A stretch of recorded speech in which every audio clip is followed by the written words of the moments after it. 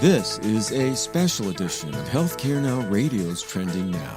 I'm Gregg Masters, producer and moderator for today's roundtable, swapping duties with Shahid Shah, the usual host of the show.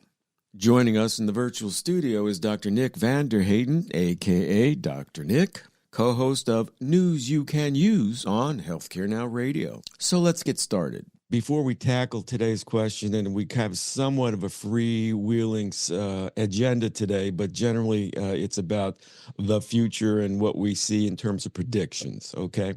So first up, I'll go to my right. Dr. Nick, why don't you introduce yourself, and then we'll go to Shahid.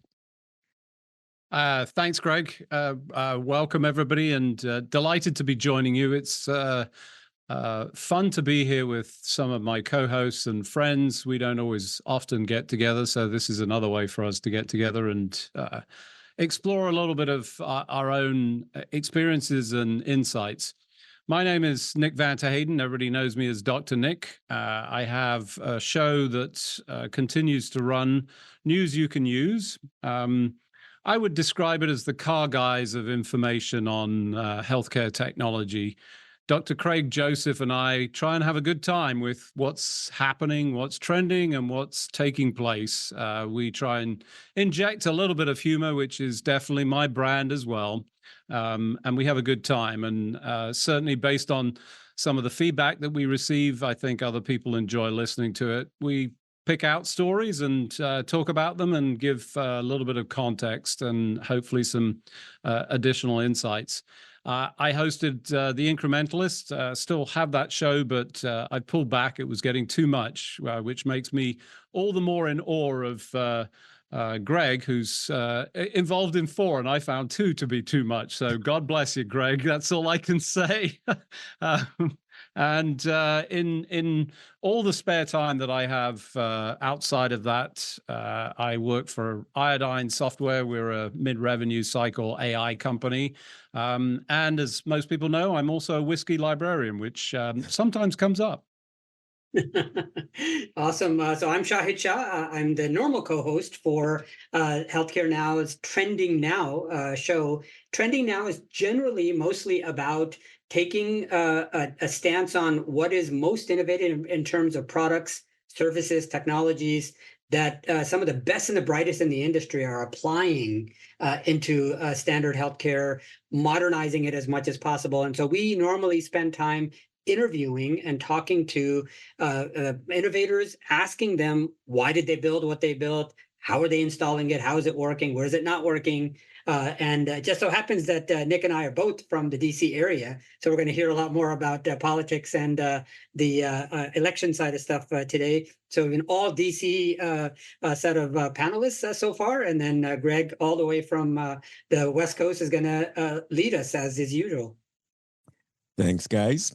Okay, so really we have one broad question, and then we have a considerable nuance and detail that perhaps Shahid can walk us through, because this is a comprehensive subject right now. But let's tee it off with this. There's the tectonic plates that are in motion right now is first the Trump administration, number one, and then the forward view in healthcare administration, IT, digital health, innovation writ large, precision medicine.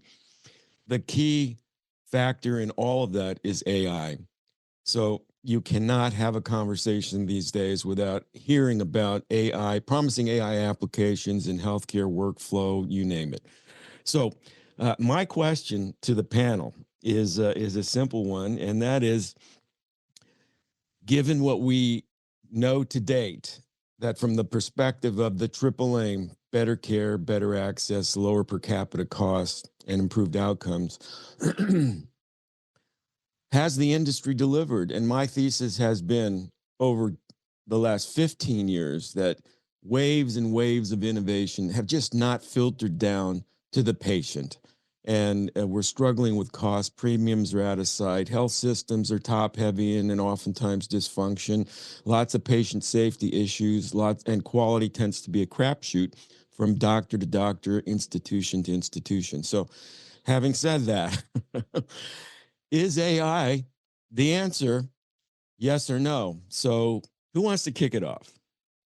So what you're asking, Greg, is AI the new shiny object that's not going to bring any additional value? Is that a fair summation of your posit? Yes. I mean, is it ad copy or is it substance? Is And it if it's is it substance, additional where is cost? it? Where's the substance? It's another little piggy feeding at the trough of healthcare costs. I know Shahid's going to be much more insightful than me, but I mean, quite frankly, I think it's going to be a challenge for anything that comes into a system that, quite frankly, works as designed. It's not broken. It's designed this way. And the challenge we have is, in part, all of those people that are feeding at the trough of income that, essentially translates into jobs as well as profits. And if you pull on any one of those threads that impacts somebody's opportunity to make money, have jobs, all of those things, you're going to find some challenges. And most of the value propositions that I see around AI relate to reduction in time, improvements in efficiency. And of course, that should translate into savings in money, but do we really want, and I use inverted commas for that. So I think it still has the same problems. The one, well, not the only positive, but the big positive that I would offer as part of AI is the speed with which it adapts. And I've heard people talk exponential versus logarithmic, and to me that's trivial. But what I would describe it as is this technology hasn't even gotten to the peak of our inflated expectations. For those that know the traditional curve, we have so much more to discover, and like I think many people, I'm hopeful but also cautious, because it's quite hard to pull threads in this system and deliver savings and to support that triple aim, which I think encapsulates the sort of majority of the elements. But Shahid, what do you think? Yeah, certainly to piggyback on what you're saying, I generally agree that it's really, really hard. And so I'm a software engineer by training, and I've built and sold medical devices and software and systems into the market, in which I've made lots of promises to our potential buyers. Some turned out to be true, most turned out to be false, because we as outsiders to the industry cannot change the industry until the insiders change the industry. Pretty much exactly what you're saying, Nick. Now, the one thing that I see happening with AI that is unlike prior generations. So when we had mobile or computing in general, you have cloud, you have advanced diagnostics and medical devices. Almost all of those were still at the mercy of being required to be used by doctors such as yourself, Nick. This AI piece, the one insight that I could offer is, this is the first technology that we can imagine not to replace doctors at all. Like that fear is decades away, if at all. Nor can we replace nurses, etc. However, unlike most other technologies, I don't have to wait for a doctor to use it in order to benefit from it. So, as a normal patient, to Gregg's point, what could we impact? How can we use technology in healthcare industry and outside of industry to directly impact patients without requiring the industry to change dramatically on its own? Because that's been the struggle in our case. What we're learning from the rest of the world, and so one of the predictions I could easily make is something out of the blue that we don't expect in our healthcare system here today is that it's possible that a year from now, 2 years from now, 3 years from now, so I'm an optimist and I'll say things will happen in a year, but it could take 3, it could take 5. But it is absolutely plausible that large chunks of primary care, direct primary care or indirect primary care, could be happening by non-human or human-assisted bots from Argentina or Canada or India to the United States. That seems kind of weird, But if you look at the new administration about to roll into town, they are looking at removing regulations as fast as humanly possible.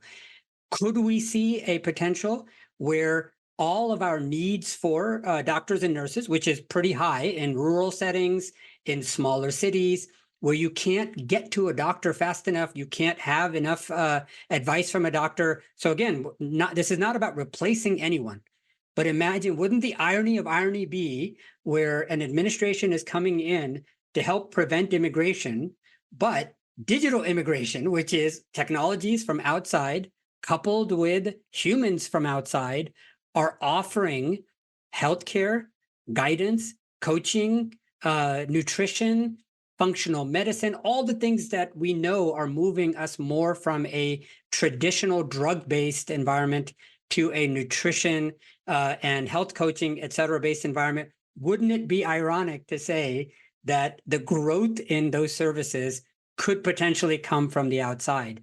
So the only thing to think about from the AI perspective, I shouldn't say only, one key thing is to say, where could we apply AI that would help us get around the problems that the full craft and structure and might of the existing infrastructure, we cannot break that. That's $3.2 trillion of things, but we can certainly start to get around it. And to me, that feels like it's doable. It doesn't feel impossible to say, well, that just couldn't possibly happen.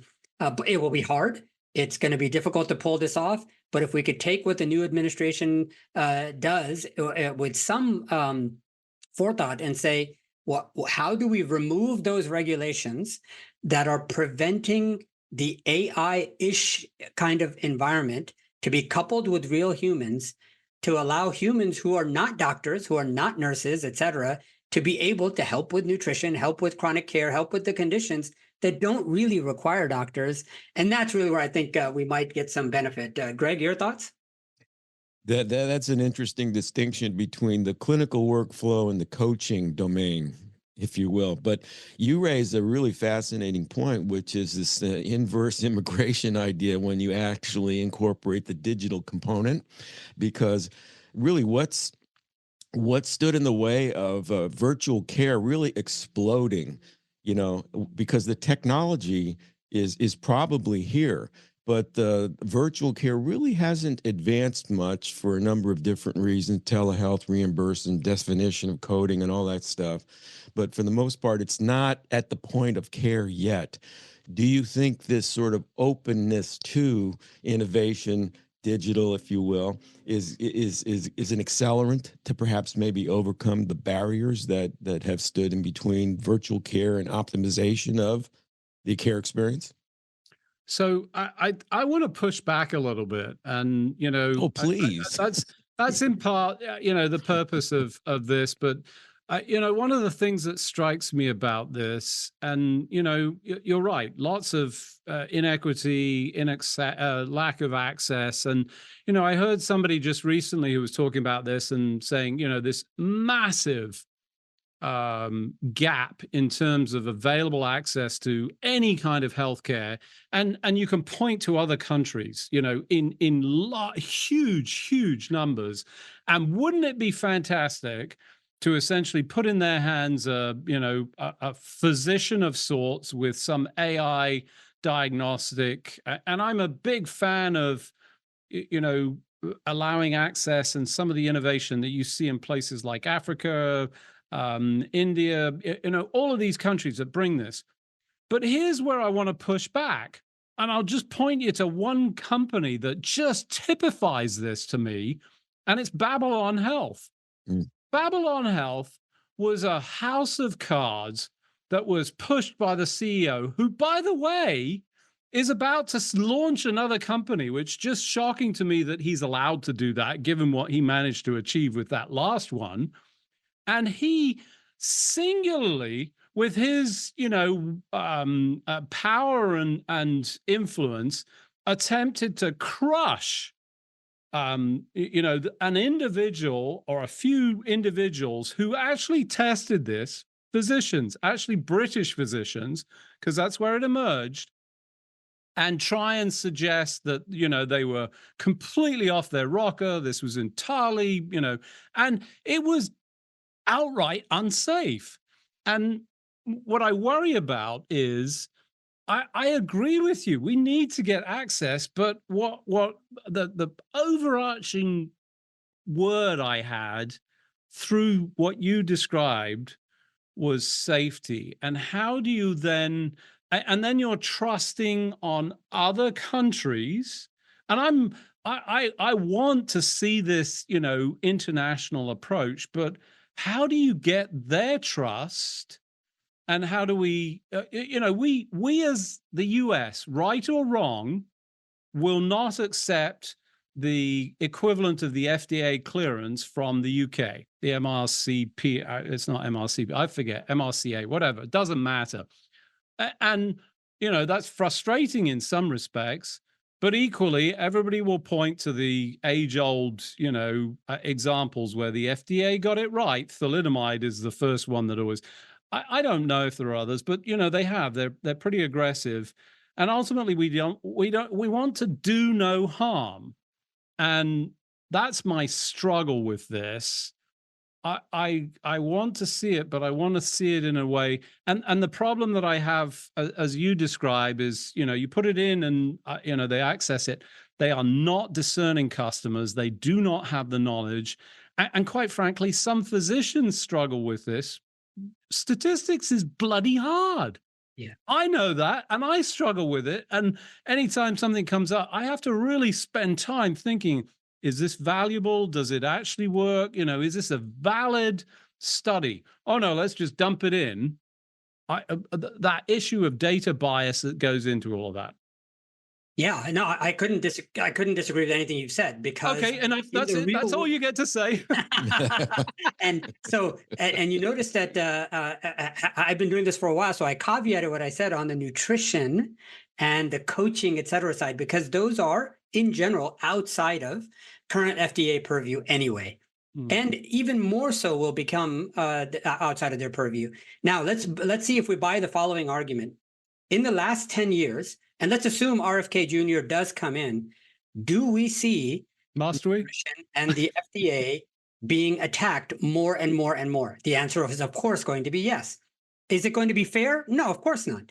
But nothing in life is fair. So fair attacks or unfair attacks, are they going to be attacked more and more? Yes.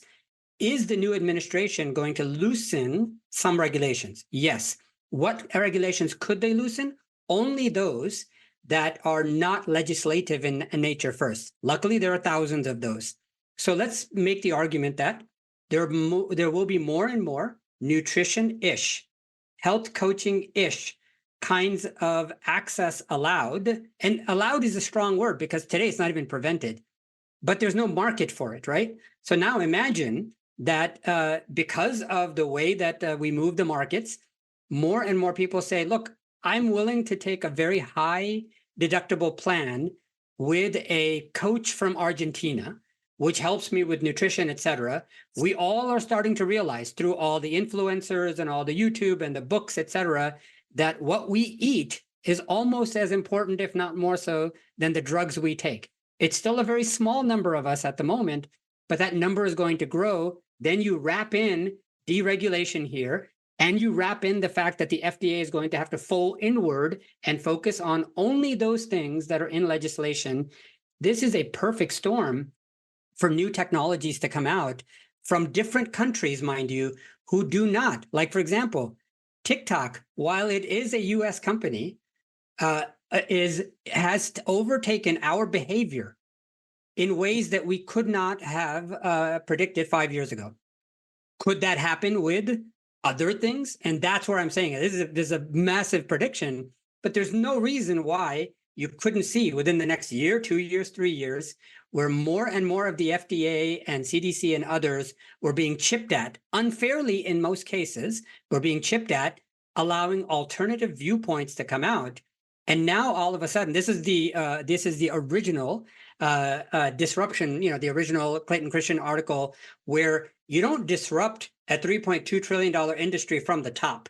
What do? You start taking bites from the bottom, right? And the bites at the bottom are, Well, if my nutrition advice comes from direct primary care, which is being done over the wire from Colombia or Canada or UK or Australia, where does that leave the rest of healthcare? It leaves the rest of healthcare unaltered. Nobody's going to fight this. There's no one to fight it, right?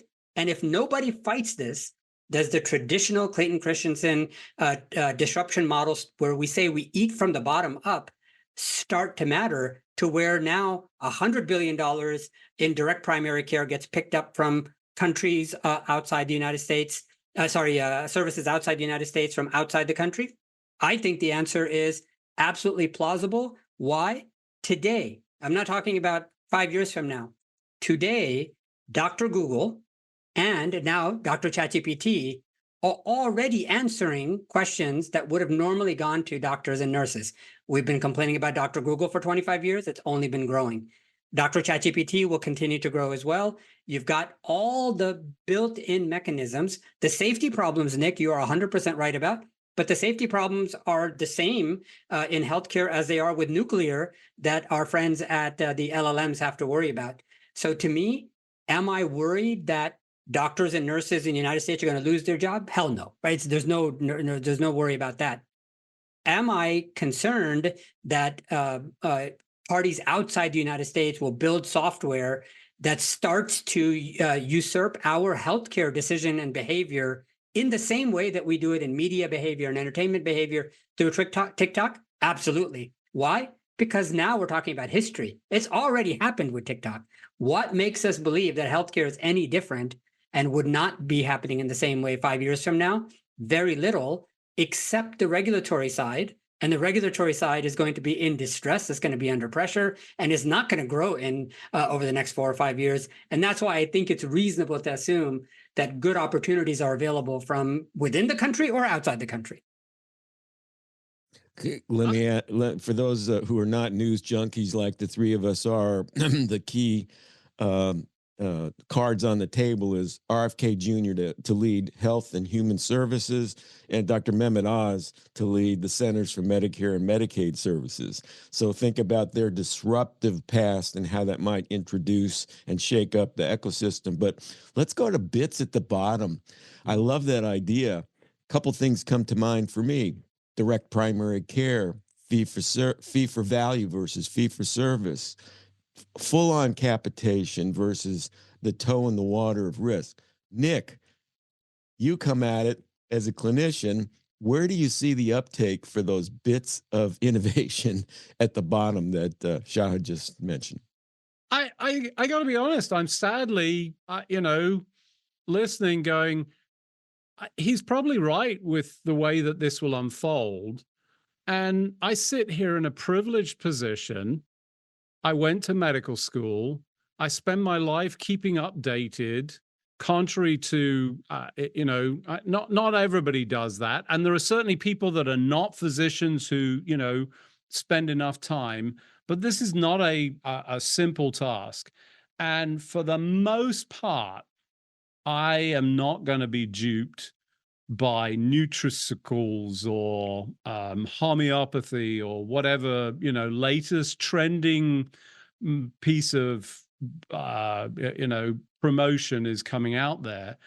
But what I'm hearing, and, I agree, because you're pulling back the regulatory protections that, are imperfect, but at least they were doing something and there was some value, is we're essentially exposing millions of people to enormous risk. And part of what I hear is, the balance to that, or the control is, hey, we're going to have folks who say, whoa, they'll write reports on it. Well, you only have to go to Amazon to read I need an AI tool to determine whether the reviews are valid. Or, now we've got the battle of the bots to determine and I'm just really worried about it.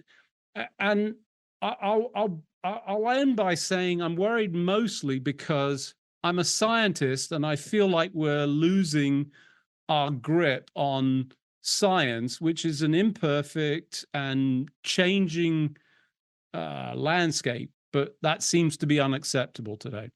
Yeah, and the only thing I would add there is that that challenge is scary, absolutely. But one light at the end of the tunnel, if you were to say, is the real world evidence that we capture through all of these techniques and technologies. Like, we know what questions Dr. Google is being asked because Google publishes them, right? We know the questions that ChatGPT is being asked. They know they're not publishing it yet, but I think over the next couple of years will start. I think 5, 10, 15 years from now, this idea of the randomized controlled clinical trial, maybe placebo controlled or not, will be out of favor once we have actual live real world data, real world evidence driving this. So let's look at, say that the worst things that could possibly occur in your mind, Nick, do happen over the next 5 years. There will be another presidential administration in the 50th year. We don't know which side it'll be, but it's going to either snap back because there are lots of problems, or it will extend it by going forward by leaving it alone. I don't think there's going to be someone coming in and saying, let's adopt more digital. It's just going to be either leave it alone or let's snap back and add more regulations. By then it'll be too late anyway. So the one thing I would add is, just as we finish this up, is think about how, let's assume that this was happening. What do we have in the modern era that we didn't have in the past? Real world evidence, real world data to tie digital usage to actual health outcomes. And that'll tell us more than either one of us are determining today. Fantastic. So a quick yes or no. Will AI solve for the AAA? Yes, if outside of healthcare, we allow it to be used. Yes.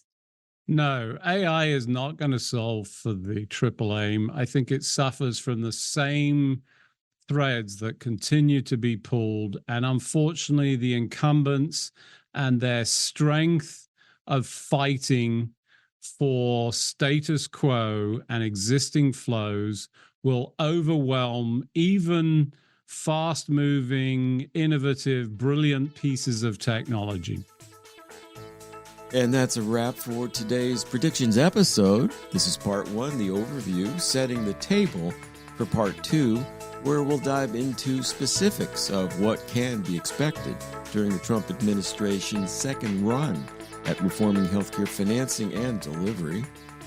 I want to thank my guest, Shahid Shah, the regular host of the broadcast, and deep gratitude to our colleague, Dr. Nick Van der Hayden, co-host of News You Can Use on Healthcare Now Radio. Trending Now streams live on Healthcare Now Radio weekdays at 9 a.m., 5 p.m., and 11 a.m. Eastern, and catch News You Can Use at 4 a.m., 12 p.m., and 8 p.m. Eastern. Do tune in to stay on top of developments in the space. 2025 should be a wild ride. And until next time, this is Gregg Masters wishing you all the best.